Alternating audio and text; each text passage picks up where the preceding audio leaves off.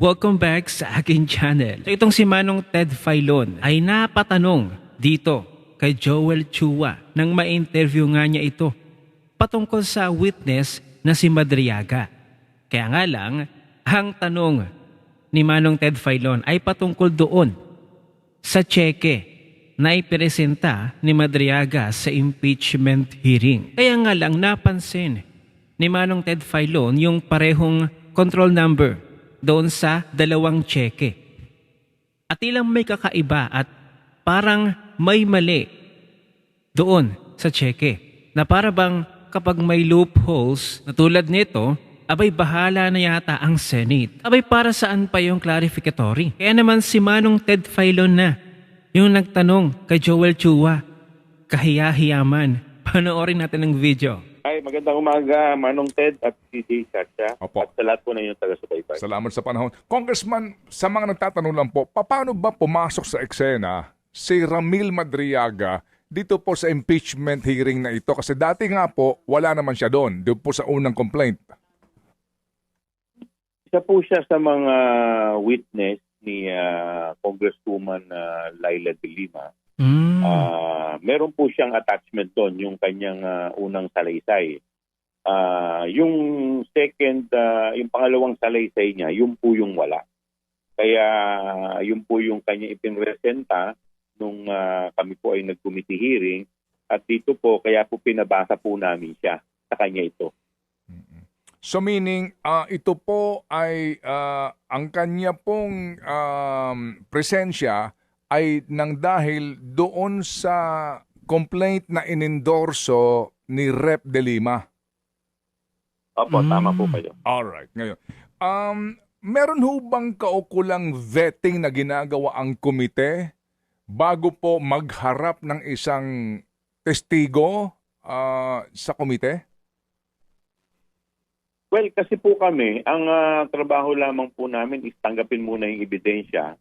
Since ito naman po ay determination of probable cause at sinasabi nga po natin, ito ay parang preliminary investigation lamang.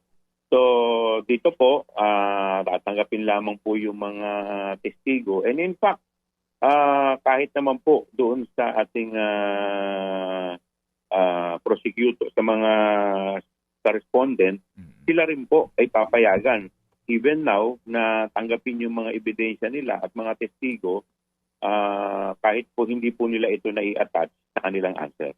Okay, so yung pong hearing ninyo, kaninyo, sabi nga ni Chairman Luistro, ay clarificatory lamang, tama po?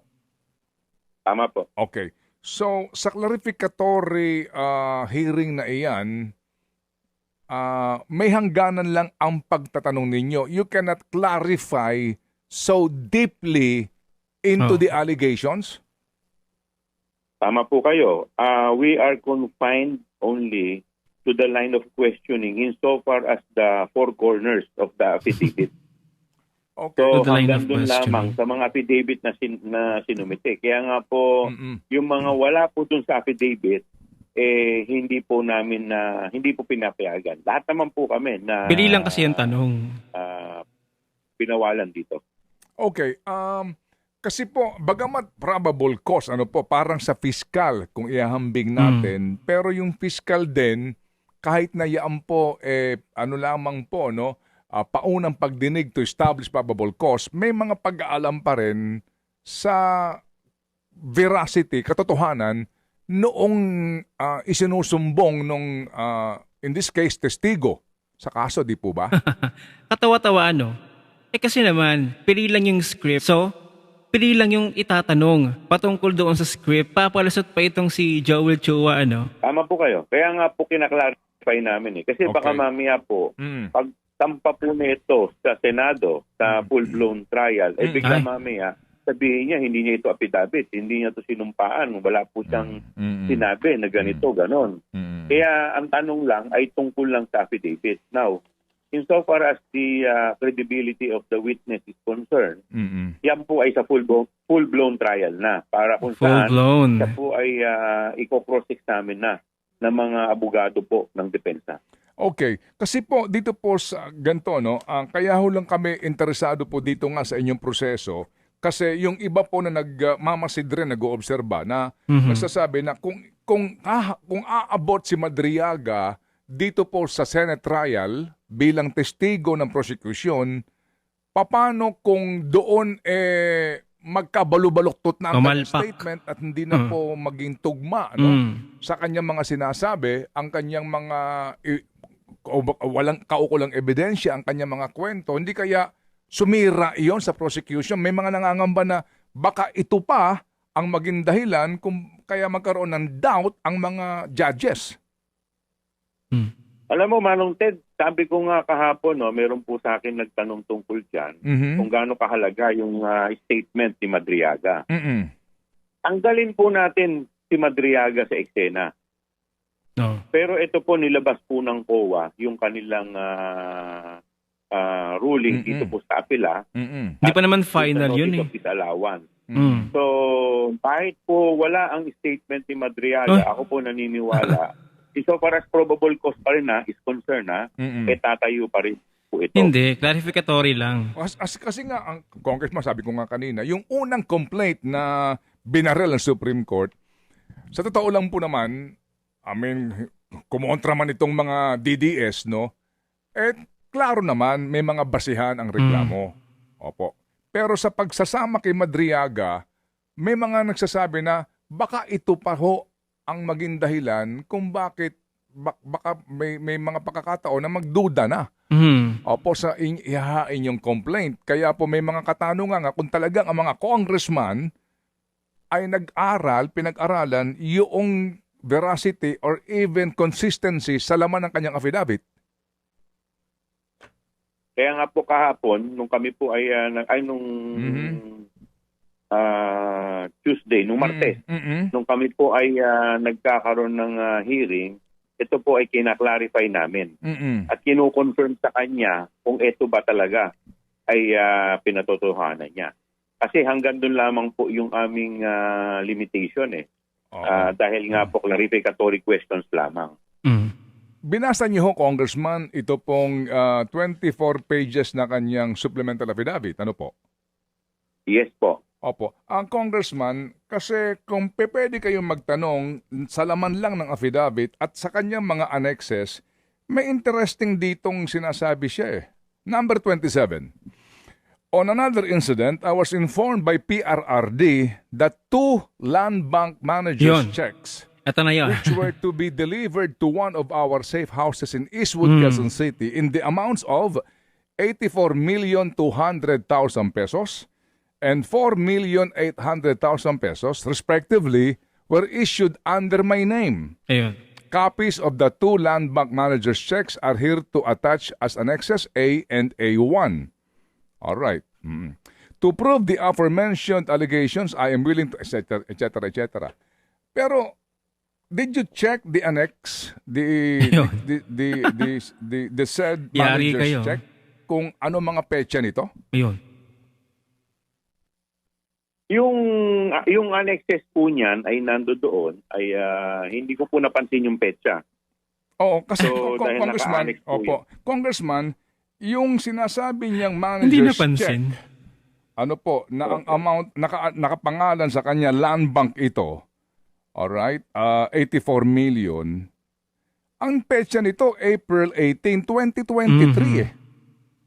Nung panahon na iyon, si Marcos na ang Yes, presidente. totoo. At siya ay may kinakaharap na kaso. Inaresto siya July ng 2023. April itong checking ito. Paano nangyari? Alam niyo ho, medyo gusto ko lang, wala nagtanong nito during, I think this is a valid question. Walang nagtanong. Nagkwento ka ng ganito, nagbigay ka ng copy ng cheque, anong paliwanag mo sa petsa?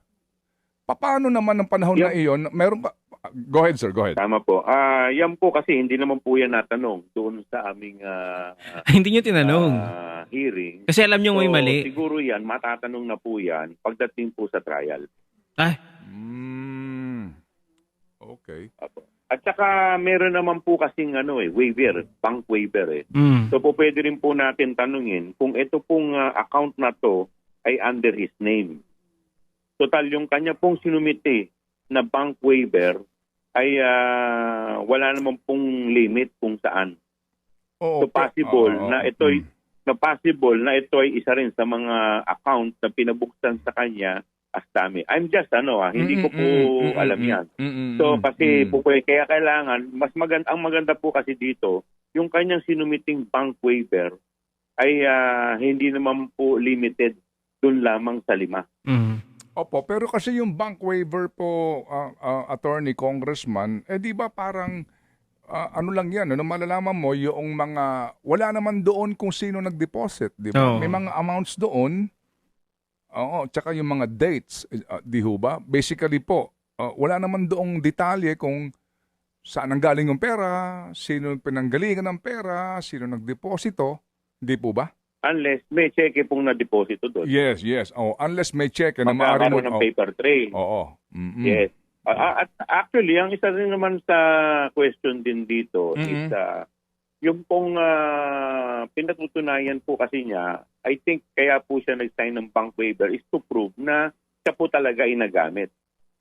Na ang sweldo po niya is between 100 to 150,000. Oo. Pero kung titingnan niya, kagaya na sinasabi niya, may mga withdrawal, may mga transactions na milyon-milyon dito. So yun proof, no, as to the veracity ng kanyang statement doon. Opo. But again, just to echo itong sinasabi ng kampo ng isa sa mga abogado ni VP Sara, he is facing kidnap for ransom charges. And yung nga daw po, no, sa usapin ng mga accounts na yan, baka daw po ito ay fruit of the crime. Baka nga ransom money pa yan eh. Well, Manong Ted, lahat naman po yan sabi nun di ba? Opo. So, at the end of the day, sa Senado po, nandiyan po yung opportunity para i-cross-examine ito pong testigo. Opo. So, ngayon po, insofar as the Committee on Justice is concerned, mayroon po silang opportunity, if they want, to submit their counter affidavit with respect to this, no? Opo. So, lahat naman po yan inaalaw even sa next hearing, tatanggapin po yan to rebut all these charges. Opo. So that is not our, hindi po namin trabaho yun sa at this stage. Hindi po namin trabaho yun at this stage. Yun po ay siguro trabaho po ng depensa. Okay. Doon pa lamang sa serial number at date ng cheque. Pwede yun ma-check. Sigurado, napansin nila yun na parang may mali. Kaya hindi na lamang nila tinanong. At kung alam nilang may mali doon sa cheque, ay hindi talaga nila yun itatanong. Kasi nga may mali doon, 2023. Si BBM na ang presidente noon. Nasa script ba nila yun? Wala. Kaya hindi nila yun tinanong. Narinig nyo naman kanina. Itatanong na lamang daw yung mga bagay na yun kapag ka naandun na sa trial. Sa Senate trial. Yan, kung padadaluhin pa nila at ipatatawag pa nila itong si Madriaga kung sakaling ipasa na nila ito sa Senado, ay salamat na lang talaga kay Manong Ted Filon at naitatanong yung mga ganitong bagay na hindi naman naitatanong doon sa hearing. Syempre, paaatinin pa ba nila? Patadalhin pa ba nila? At ipapatawag pa ba nila si Ramil Madriaga doon sa Senate trial? Lalo na't matatanong itong patungkol sa cheque na ito. Di masisira lalo ang kanilang plano. At sigurado sasabog yan sa Senado. Magkakawindang-windang itong si Madriaga. Sa bagay, wala nang mawawala sa kanya.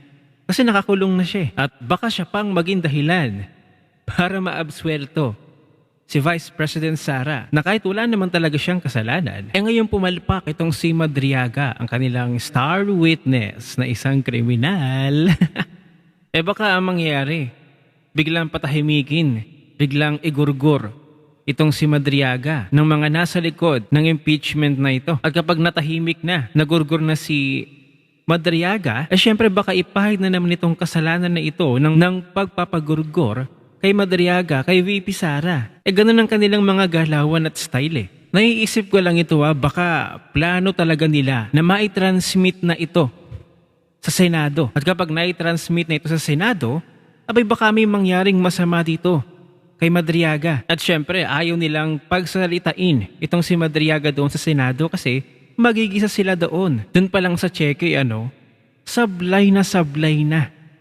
sa papaano pa paniniwalaan itong si Ramil Madriaga at lalong-lalong paano paniniwalaan ng isang kriminal convicted na gawin pa ng Kongreso na star witness laban kay VP Sara. Ito lamang para kay Joel Chua. I'm sure lahat naman sila binasa itong supplemental affidavit ni Madriaga. Imposible namang hindi nila nababasa yung mga annexes na yan. Mga abogado pa naman sila. Kaming mga ordinaryong Pilipino, napansin namin yun Tapos kayo pang mga kongresista at abogado, hindi. Ang problema kasi, sumusunod lamang kayo sa script. Kaya't hindi nyo matanong-tanong ang mga bagay na yon na may loopholes pala doon sa mga ipinapresentang ebidensya.